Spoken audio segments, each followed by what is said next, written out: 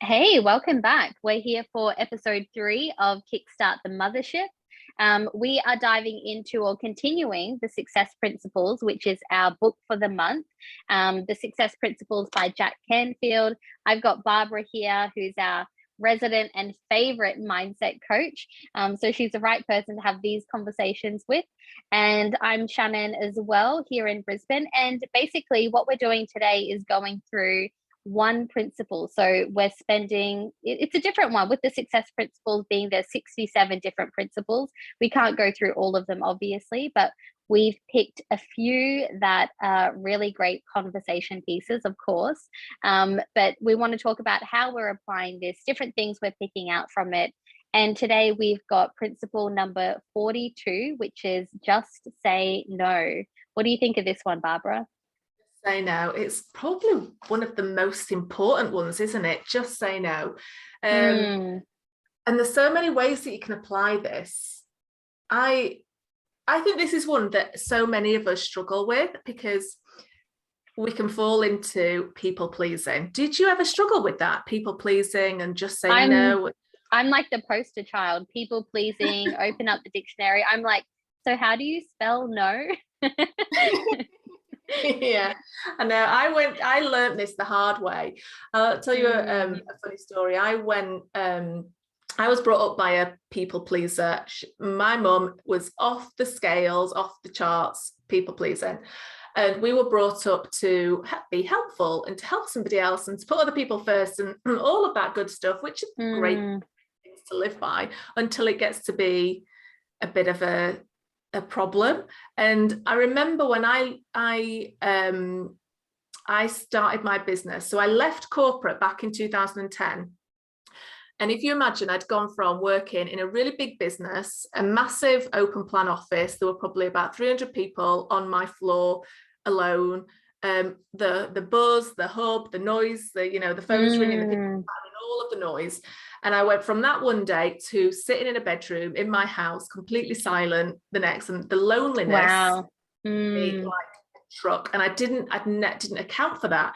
So I had this bright idea that I was going to join different committees and volunteer for things just while I was growing my business, just to give me some people to be around. And oh my God, did I create a bit of a problem for myself? I was saying yes to absolutely everything. I was on all the committees. You signed up to all the things. I signed up to all the things. I was sticking raffle tickets on things. It was just crazy. And I got into the real habit. I followed my mum's footsteps and went, yes, I'll do that. Oh, yes, I'll do that. Yes, I'll do that. I'm there. And I remember vividly, somebody phoned me, because remember I was supposed to be growing a business at that time. Somebody phoned me, a potential client, and went, oh, can I book a meeting? And there was no place in my diary that was free for a meeting. I'm like, okay, I have a bit of a problem here. So I got really good at saying no, and it was liberating. It was freeing. I think this is where freedom really lives, in the ability. I'm not doing that. It's not what I want to do, I'd have to do, or I was just a no. It doesn't get me to my goals. No, thank you. Yeah. And I think you're right. It's like, I think we do learn, especially the saying no from people pleasing, boundaries. It comes from such a hard place. It's like we learn this as a hard lesson. I'd love to meet the person who just knew how to say no from the get-go. But I think for the other 99% of us, it's not the reality. We learn it the hard way. And I think, like you experience, it's like everything was stacking up and up and up. And then someone wanted to book in with you. And it's like, oh, I can't even do that. And that was probably that point where you could look at it and say, I've said yes to so many things that should have been a no.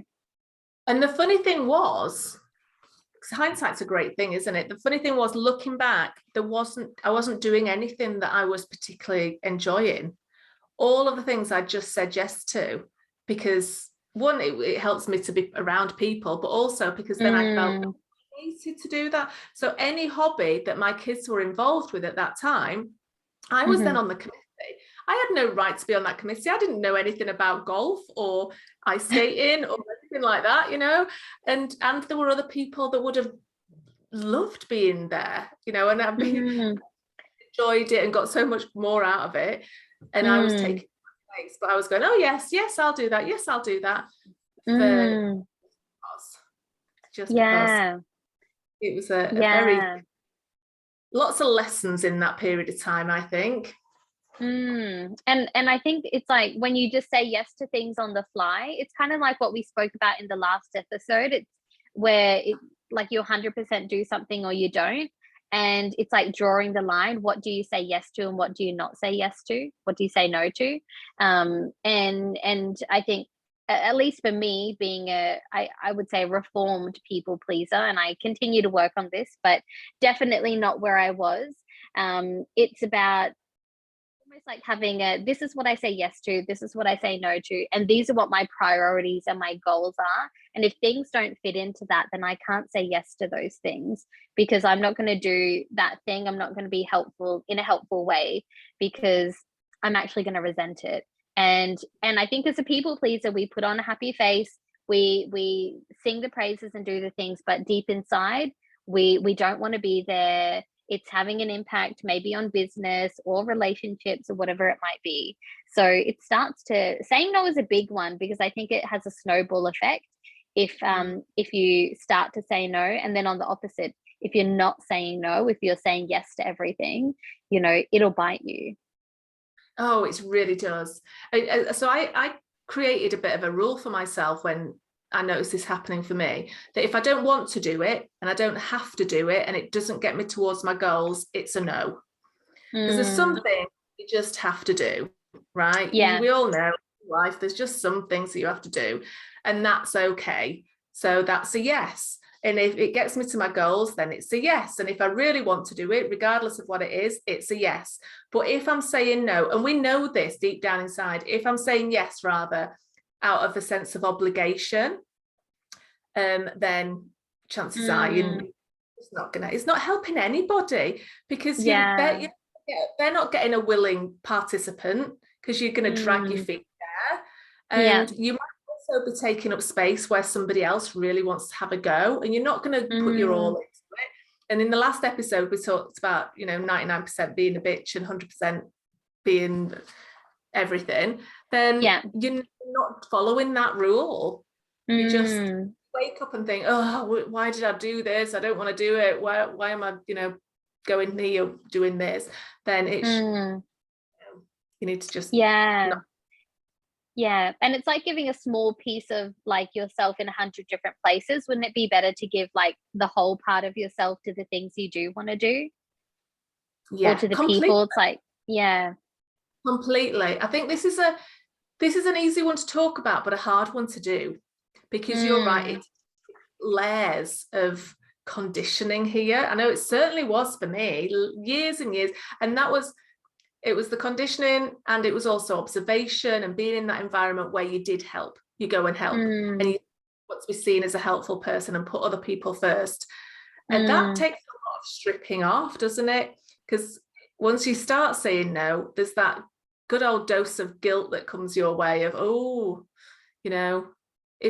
tell you what came up for me now that we're looking at it is, if I don't do it, nobody will. And that was the message in a dialogue my inner critic kept telling me, if you don't do it, nobody will. And so that was me getting that guilt. And then when I realized one time that I was taking up space that somebody else would love, then I thought, actually, always going to be somebody else who really wants to have a go. This is like on somebody's bucket list, or they really want this development or whatever. They've got the talents and I'm taking up space. Oh, definitely. Like there's people that want to do the things that you don't even want to do, and to them it's everything. And I think we have to, it's like, let's not be an octopus and think we can do everything and have our hands in everything. Just and I think, like we said in the last one, that last episode was a really good one. Go back and listen. Go back and listen. Where I was going to link us to the last episode, but it was basically how things can bubble up to a surface, and it's like when they get to an extreme, that sometimes when we look at I think I've had a few of these points where it's like, I can't say yes to anything. Like everything's a no. I'm going to clear the canvas, start fresh, and I'm just going to re-add back on what I want to do. And yeah. I think you're right. I think the other thing that popped into my mind as you were talking is this idea of space being good in your diary. Yeah. So, and it took me a while to get to that point. Certainly, yeah. What a bizarre concept to have space in your calendar.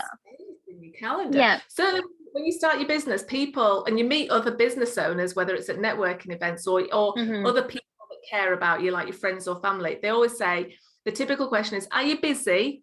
Are you busy enough?" Meaning, and basically what they mean is, have you got enough work? Are you okay? Right? Yeah. So that's the question. That's the intention beneath the question. But because we it can be easy to think, oh, if I'm busy, then that's a good thing. Busy equals good. Yeah.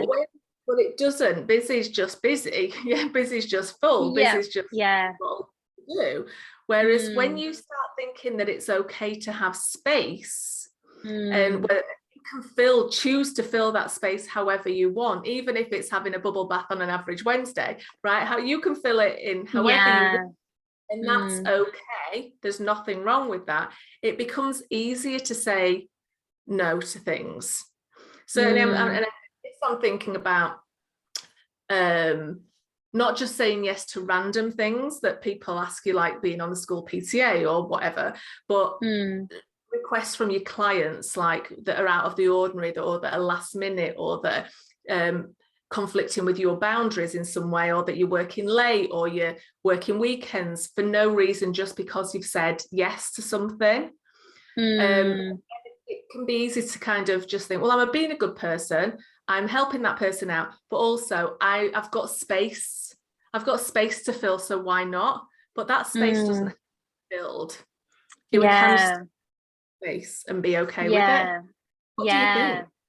Oh, I'm all for it, because like being a renowned people pleaser and then renowned burnout as well. And I think when you've had burnout, you realize how important it is to have white space and to let go of the busy work. And whether you're trying to convince the world that you're busy and busy means good, or you're trying to convince yourself that, look at me, I'm really busy, like I'm doing all these things, but are you actually like what are you getting done? Is this actually contributing to your goals? So I think even more dangerous than trying to convince the world is trying to convince ourselves, if I just do all these things, that is going to mean that I'm going to get to wherever it is that I'm going. So sometimes it's like we have to say no to ourselves.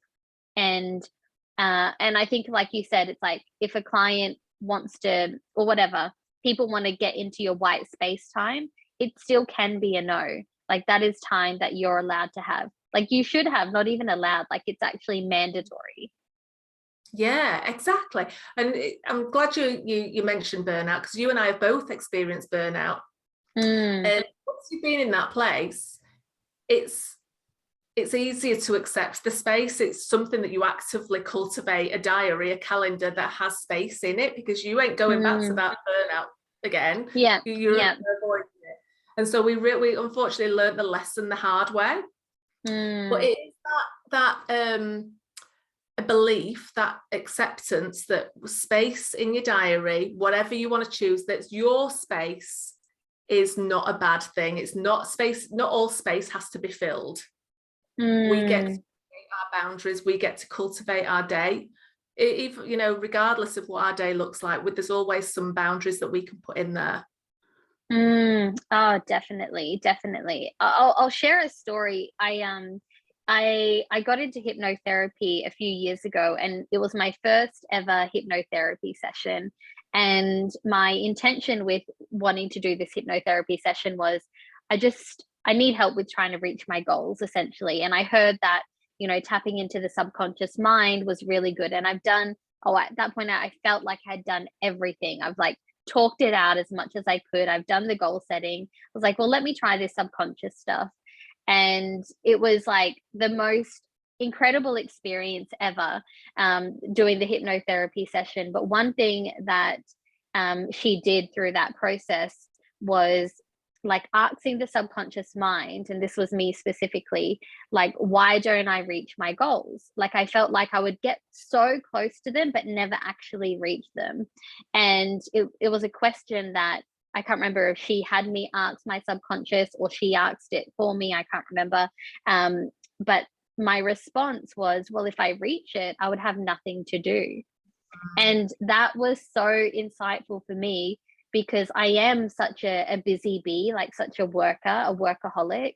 And if I had nothing to, if I reached the goal, my answer to reaching a goal would mean I don't, like, now I get to do nothing, or now I get to take all the time off. But actually I didn't want that, because I didn't know what to do with myself.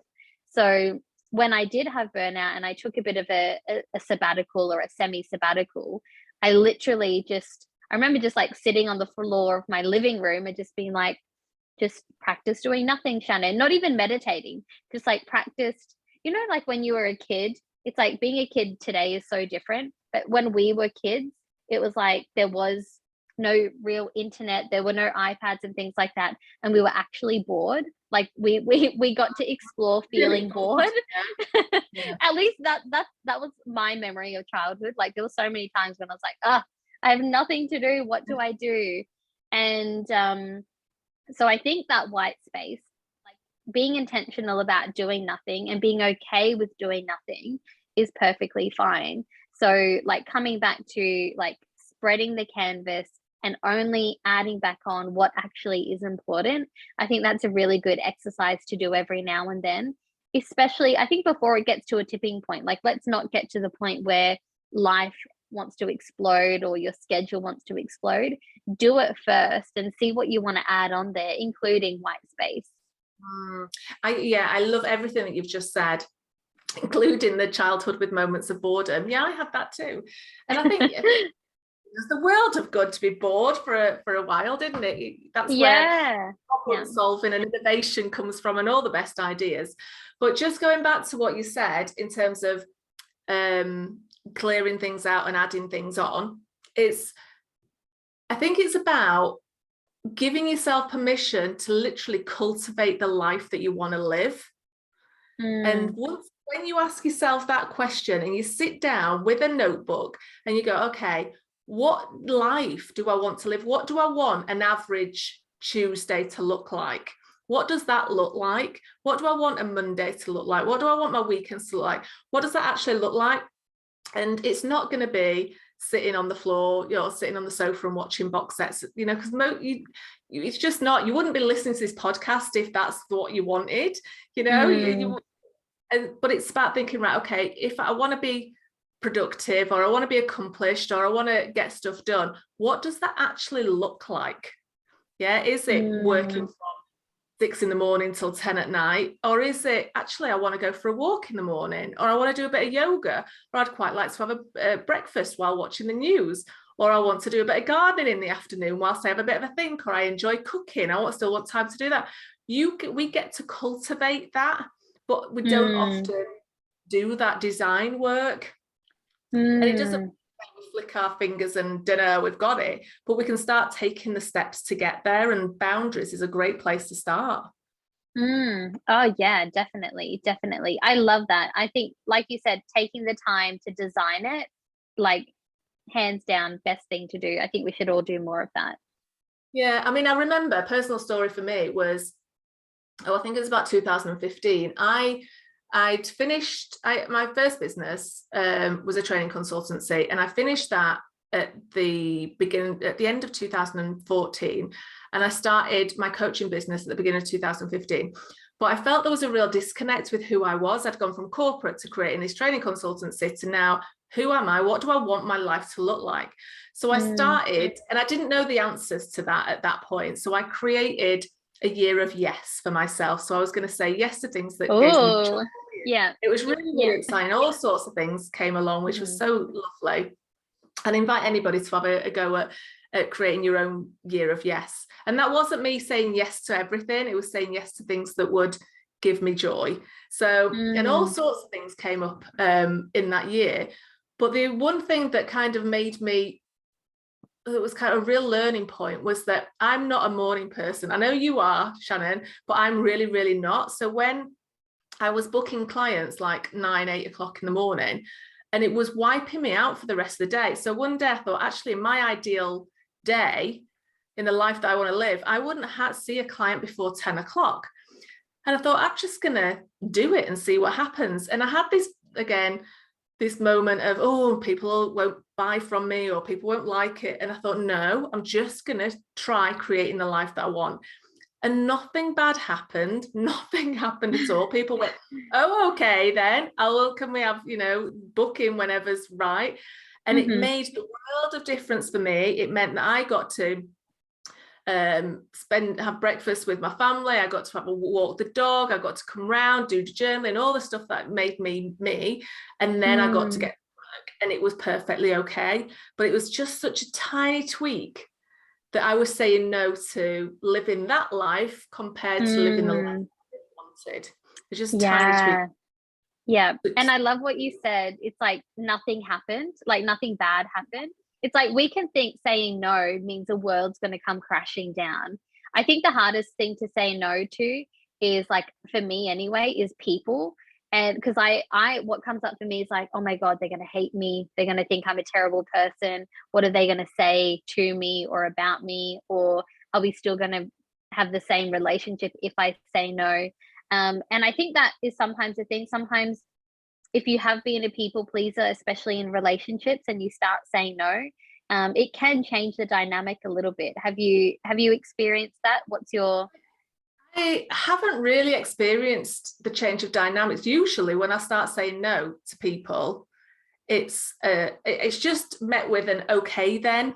And maybe the first time I say no, I have to justify it. No, I can't, because I've got this, I'm busier now, or things have changed, or whatever it might be. That's the thing. But then usually they go, okay then, and they move on to the next person to ask somebody else, or they do it themselves. It's not, it's never, or we change it. We come, if it's a client, it just becomes a different time. So it's never, I've never had a negative experience, because for me, my issue was not saying no to the person, but saying no to the person that I thought that I was. I love that distinction. Yeah. It was never about them. It was about, oh, I'm changing me. So am I this person, am I this person? And that, as soon as I'm comfortable being a different version of me, a more confident, assured person, then that's where it all fell into place. Yeah. Oh, really good stories, really good conversations. Really it's a big one, right? It's a big one. So we want people to get in touch, don't we? So if you're listening to this, let us know on socials. We are on Facebook, we're on Instagram, we're on all the places. Get in touch, tag us, let us know what you struggle saying no to, or what you're going to commit to saying no to. Start playing along with what we're doing. Have you got anything else you want to say about this principle before we could finish up? We could go on forever about this one, but I think I like your homework or your challenge. It's what are you going to start saying no to? So I think if even ourselves, I'm sure there's like one next step we can say no to. So I think have a think about, what is it for you? What's something you're going to start saying no to? What am I going to start saying no to? I'm going to start saying no to. I don't. I need to think. Do you have something straight off the top of your head? No, I don't. I feel as though I'm I feel as though I've done this work, so I feel quite good about this one. So but I do feel as though I want to commit to something now. We'll let you know in the show notes, or we'll put it on social. I think that's a good place, isn't it? Yeah. I will commit to something. If you are listening to this and you think, you know what, my friends would love this episode, then do us a favor and share it with them, would you? And do them a favor. Do them a favor. Do them a favor. Hit the subscribe button, and do follow us on social, Insta, Facebook, all the places, and tag us when you come up with something that you're going to do. Yeah. Okay, we'll leave it there then. Join us next Awesome. week. Exciting. See ya.